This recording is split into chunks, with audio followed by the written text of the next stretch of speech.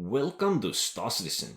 If you have finally gotten through most of your basics, navigating the town, understanding your controls, choosing your gear and everything basic like that, you might actually want to have some fun with this game and do some activities. Now, the first things first, you might want a weapon depending on what you are doing, or at least some extra ammo.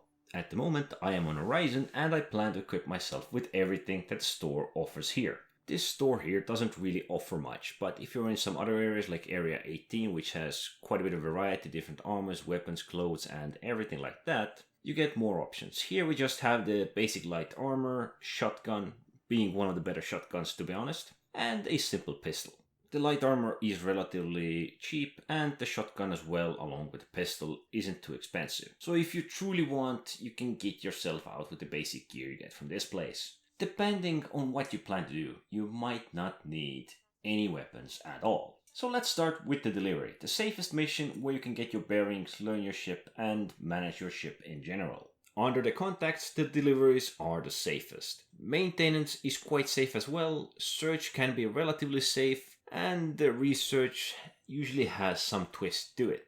If it's your first time, don't go for the personal missions, just go for the general ones, because under the personal missions you might get into missions that may give you a criminal stat or take you to hostile scenarios. So let's pick a simple delivery and let's just do it.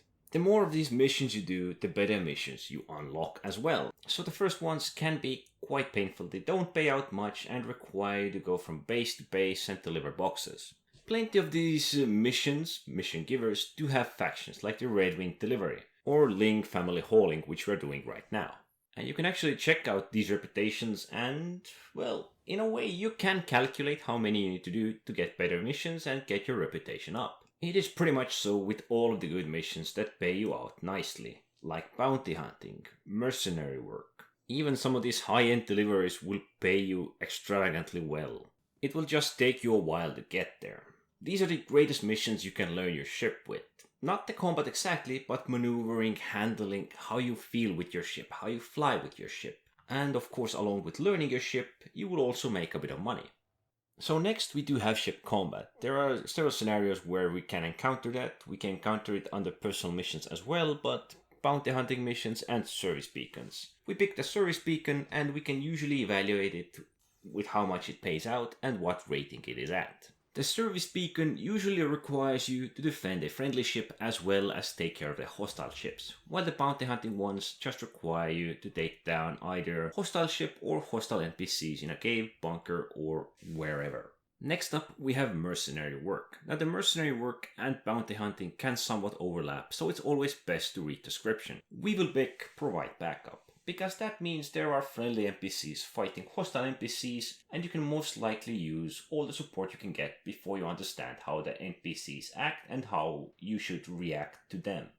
Fortunately, with 3.17.2 you actually get markers on your friendly NPCs, so you don't really need to keep your eyes pinned to understand who is a friend and who is a foe. Although some of these workers or friendly NPCs that just work in the bunker and aren't defending it don't still have markers on them. It's actually quite easy to recognize the hostiles. They are wearing purple, as you can see it from their head covers, their torsos, some of their pants, or occasionally even dark green. At first it can be kinda hard to understand them, recognize them, but they are all pretty much the same across this star system. There are some varieties of different NPCs I believe, but they are all mostly wearing this purple-green set and are similar to the guys you see in the bunkers. Now if you do wish to make some extra bit of money, you can also pick up Call to Arms mission under the Mercenary tab. Just accept it, untrack it, and you will earn money killing hostile NPCs in these bunkers or other places where the Night Tales are presented. Although you do have some backup in this mission, the hostile NPCs can still kill the bunker guards and this can be quite painful for you. So you might want to play it safe and take cover when you feel too exposed. There are plenty of different ways, aggressions and tricks you can use. Like if you're playing with a shotgun like me, you can rush up close, you can use melee, you can just camp if you truly want to.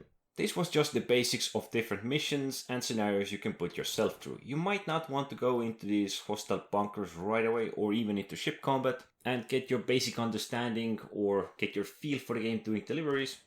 but these are just 3 of the most typical scenarios you may encounter. There are different variants of this, there are different searches, different deliveries, there are different first-person engagement and different ship combat engagements. And you have access to these missions right away, so you can make your pick if you wish so. And the more you do, the better ones you get. But I think I've been going on long enough. Anyway, thanks for watching.